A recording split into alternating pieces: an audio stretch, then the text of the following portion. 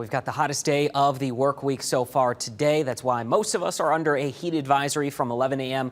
to 8 p.m.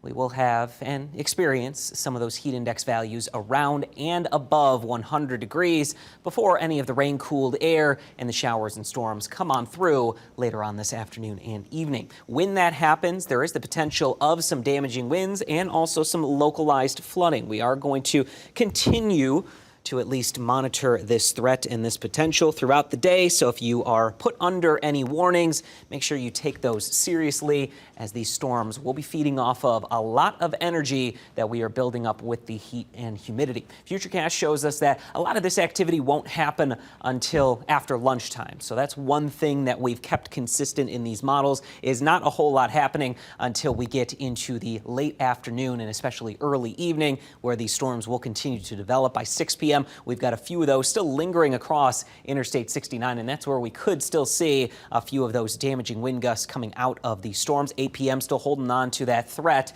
into the thumb. But once we get past that first round, anything that happens late Thursday into our Friday morning will likely be sub-severe, but still some very heavy rainfall and the opportunity at some thunder and lightning, gusty winds, and this will just continue to bring on the threat and the opportunity at some flooding rainfall, especially if we get these storms over the same communities for several hours. We're up to 94 today, which is going to give us that risk of heat-related illness, so keep in mind and keep an eye out for heat exhaustion and heat stroke, and make sure you are taking the precautions and taking the steps to keep you and those around you safe. We are a bit cooler Friday into Saturday in the low to mid 80s, with a chance of rain mainly in the morning on Friday, and then some showers and storms come back for the first half of the weekend, drying out on Sunday.